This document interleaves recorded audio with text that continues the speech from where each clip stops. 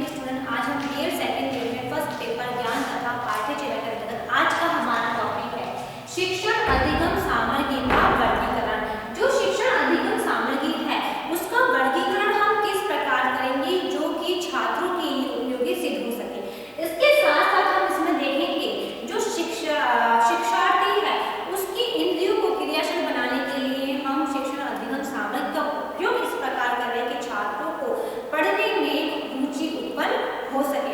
तो हम इसके अंतर्गत देखेंगे कि शिक्षण अधिगम सामग्री का वर्गीकरण किस प्रकार किया गया है। उसमें शिक्षण अधिगम सामग्री कौन कौन सी होगी जिसको हम छात्रों को किस प्रकार से अध्ययन करवा सके।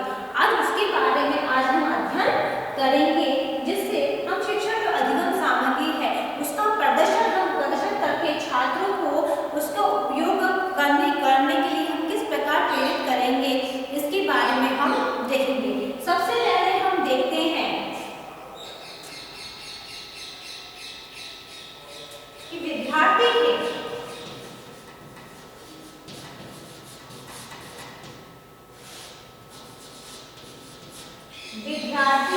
के समक्ष सामग्री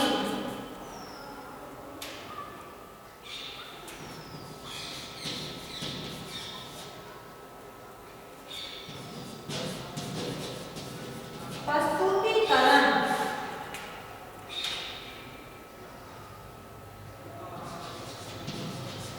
के स्वरूप के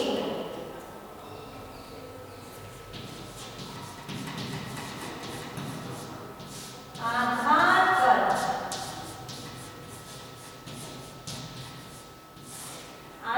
पर समस्त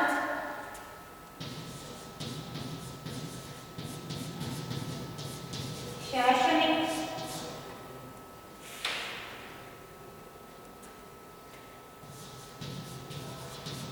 सहायक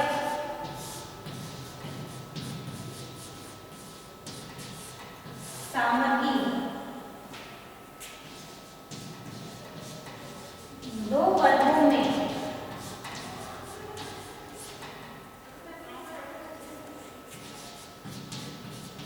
बांटा जा सकता है।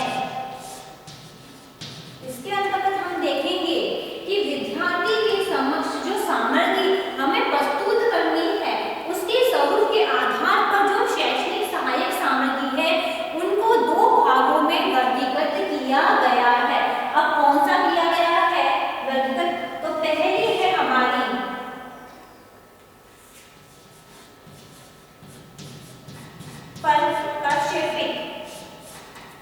प्रक्षेपित जो कि प्रोजेक्ट के माध्यम से हम छात्रों को शिक्षण कार्य करवाते हैं। अब हमारी जो सेकंड है अप्रक्षेपित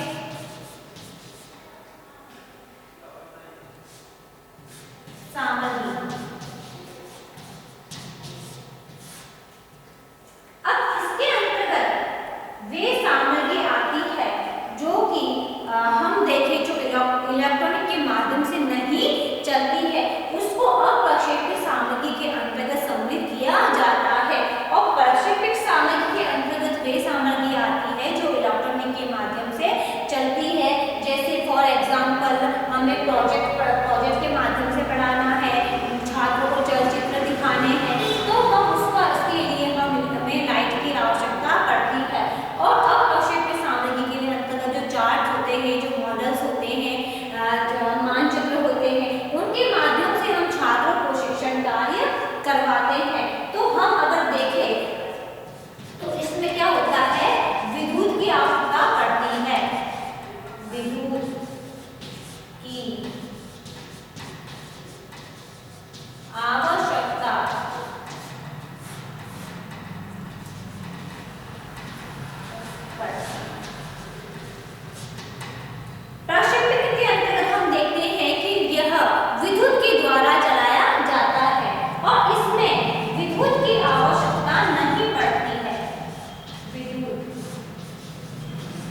की आवश्यकता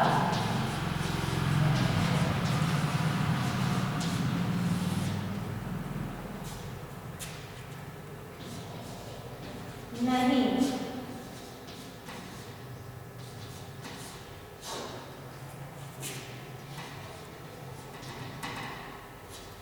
नहीं होती है। जैसे हमें विभिन्न प्रकार की जो वस्तुएं हैं या हम कहें नमूने हैं, चित्र है, चित्र है, चार्ट है, वह हम अप्रक्षेप्य सामग्री के अंतर्गत हम उन्हें सम्मिलित करते हैं, जिससे छात्रों को शिक्षण कार्य करवाया जाता है। और जो चलचित्र होते हैं, प्रोजेक्ट होते हैं, या हमें छात्रों को दूरदर्शन के माध्यम से शिक्षण कार्य करवाना है, या हमें कुछ समझानी है, या हमें वीडियो के द्वारा शिक्षण कार्य करवाना है, तो वह प्रक्षेप्य सामग्री के अंतर्गत उसे लिया जाता है। तो हम देखते हैं कि विद्यार्थियों के समक्ष जब हम प्रस्तुतिकरण बताते हैं, तो उसके अंतर्गत उनको दो भागों में वर्गीकृत किया गया है, क्योंकि हम छात्रों को इन्हीं दो प्रकार से शैक्षणिक सहायता लेते हुए हम छात्रों को शिक्षण कार्य करवाते हैं। या तो हम छात्रों को इलेक्ट्रॉनिक के माध्यम से चलाकर छात्रों को शिक्षण कार्य करवाएंगे, या हम देखें तो हम छात्रों केवल चित्र या हम मॉडल के माध्यम से शिक्षण कार्य करवा सकते हैं। तो विद्यार्थी की दृष्टि से अगर हम देखते हैं तो हम दो प्रकार से ही हम छात्रों को शिक्षण कार्य करवा सकते हैं। तो इन्हें कितने भागों में बांटा गया है? दो भागों में बांटा गया है। अब हम नेक्स्ट देखते हैं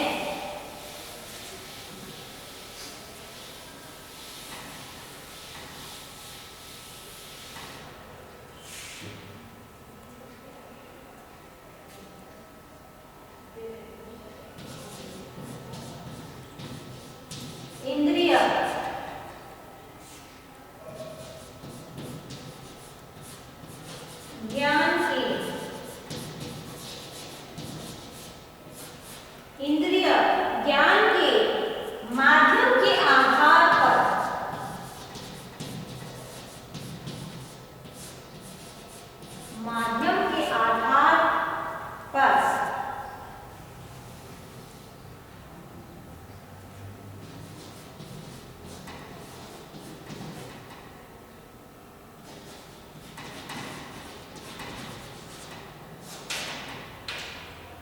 शैक्षणिक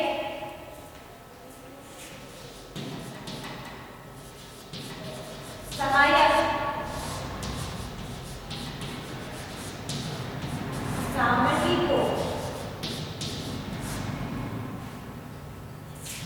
कितने भागों में बांटा गया है?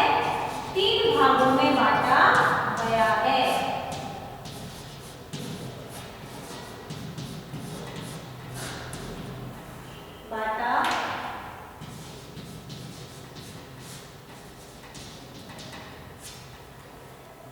आगे हम देखते हैं कि अगर हम देखें जो इंद्रिय ज्ञान के माध्यम के आधार पर जो हमारी इंद्रियां हैं, जैसे आँख, कान, नाक, जो हमारी इंद्रियां हैं, उनके माध्यम से अगर हम देखते हैं कि सहायक सामग्री को हम कितने भागों में बांटेंगे?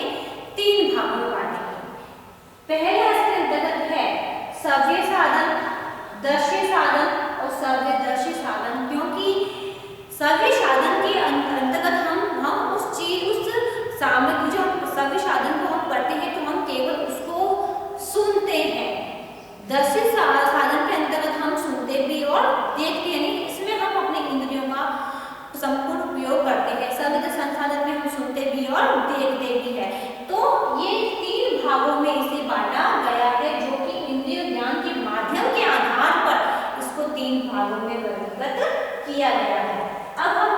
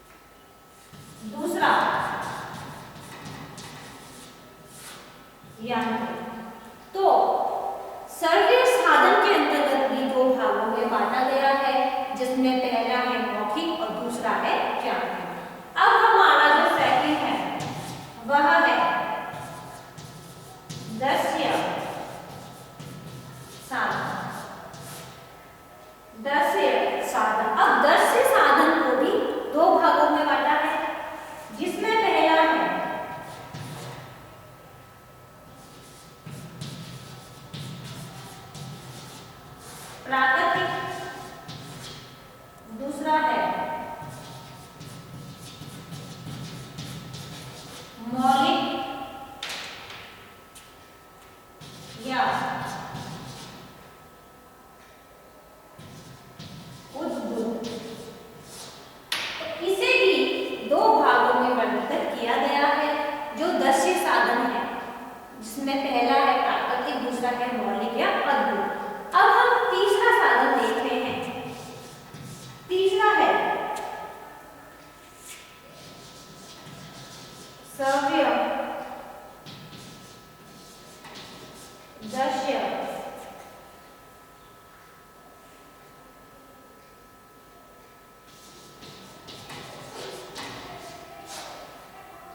साधन, श्रव्य दृश्य साधन।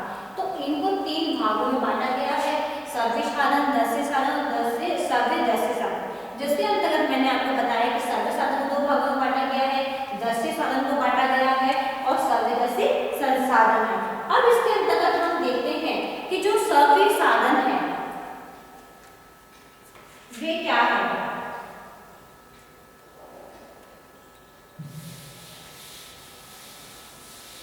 तो इसके अंतर्गत हम देखते हैं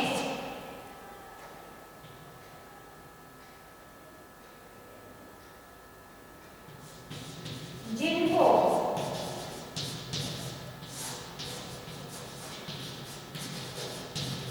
सुनकर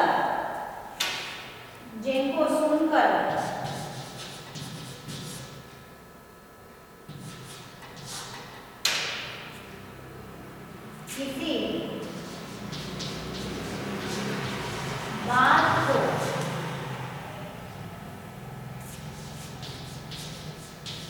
समझने में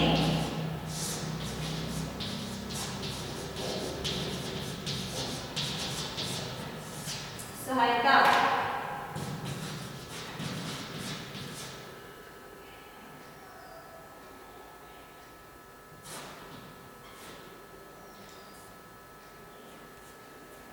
जिनको सुनकर किसी बात को समझने में सहायता मिले, जिस चीज को हम सुनकर उससे हम सहायता ले सकते हैं, जैसे हम जिसको सुन सकते हैं जैसे रेडियो है, उदाहरण है, उनको क्या करते हैं हम उनके माध्यम को हम सुनते हैं। अब उनको भी दो भागों में बांट दिया हमने, कौन सा, मौखिक और यांत्रिक। अब मौखिक को देखते हैं। अब मौखिक में क्या होगा कि शिक्षक द्वारा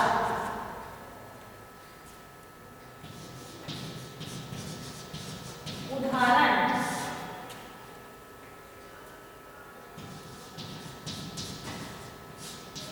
आदि के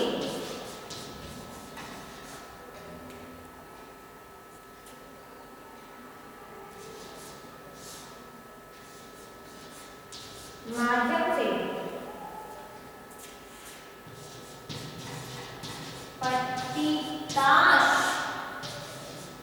को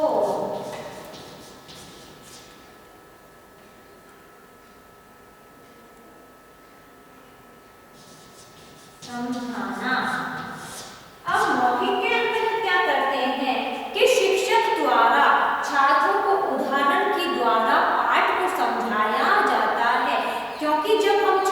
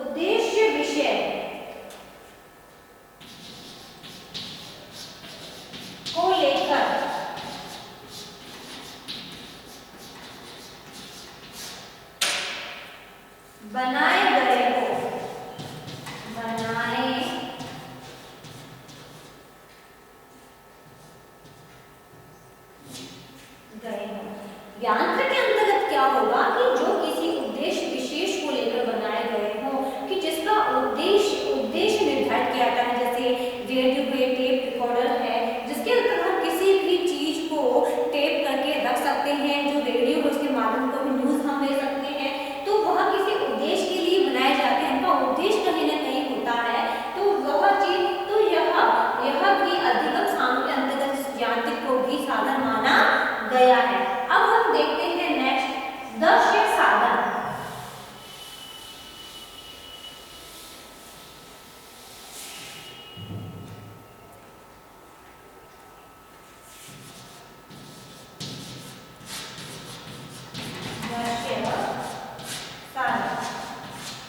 अब दृश्य साधन के अंतर्गत क्या होता है,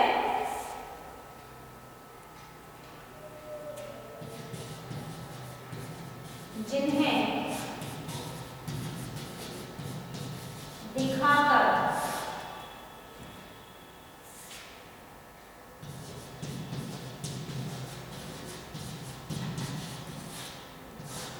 दिखाकर पाठ्य वस्तु को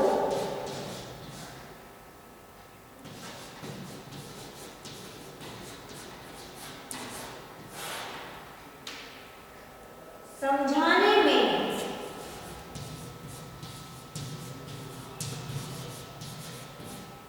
सहायता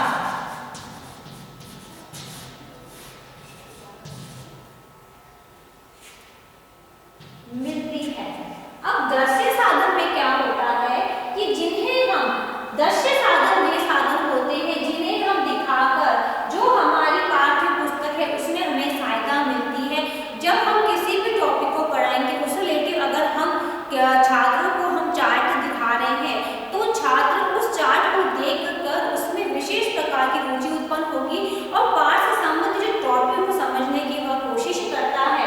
जैसे हम छात्रों को क्या दिखा सकते हैं, जैसे पेड़ है, पौधे हैं, फूल है, फल है, पत्तियां हैं आदि दिखाकर उस वस्तु के बारे में हम छात्रों को जानकारी प्रदान कर सकते हैं। तो ये थे दृश्य साधन। और दृश्य साधन के अंदर हमने हमारा दृश्य साधन के अंदर हमारे दो साधन थे जो थे प्राकृतिक और मौलिक या अद्भुत। अब हम देखते हैं प्राकृतिक।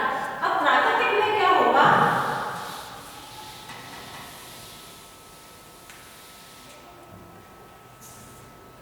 के अंदर पहला था प्राकृतिक। प्राकृतिक में क्या होता है,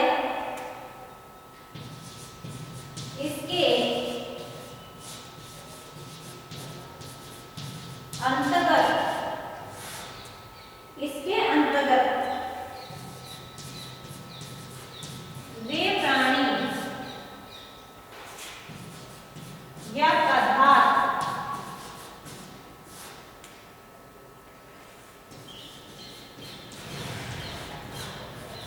आते हैं जो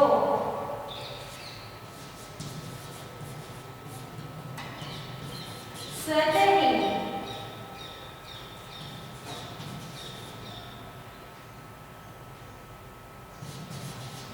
प्रगति में उपलब्ध है। अब इसके अंतर्गत हम देखते हैं कि इसमें वे प्राणी या पदार्थ आते हैं जो स्वतः ही प्रगति में उपलब्ध होते हैं, जो कि हमें प्राकृतिक चीजें मिलती है जैसे पेड़, पौधे, फल, फूल, पत्तियां, ये सब क्या है प्राकृतिक चीजें जो हमें प्रगति हमें देती है, वही चीज प्राकृतिक के अंतर्गत आते हैं। अब हम उसका सेक्शन देखते हैं मौलिक। अब मौलिक के अंतर्गत क्या होता है,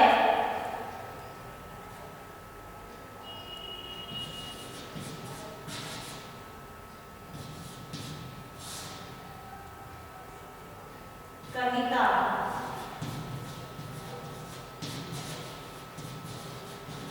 पांडुलिपियां,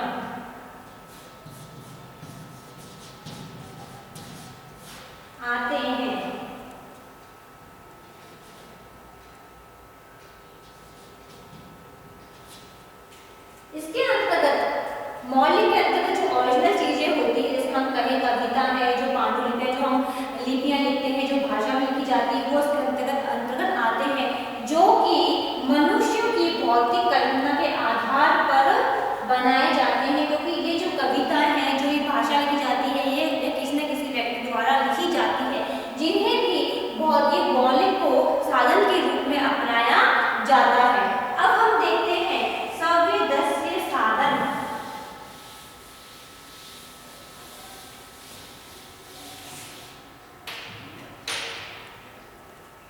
तीसरा है श्रव्य दृश्य श्रावण। अब इसके अंतर्गत हम देखते हैं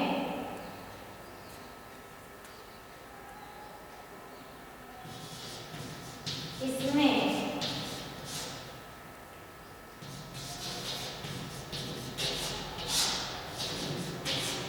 किसी भी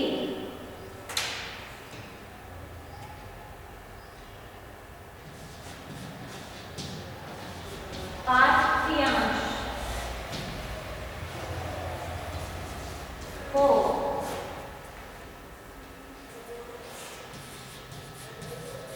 समझने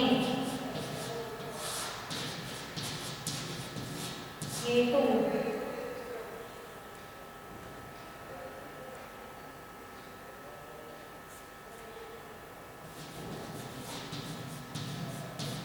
सुनना या देखना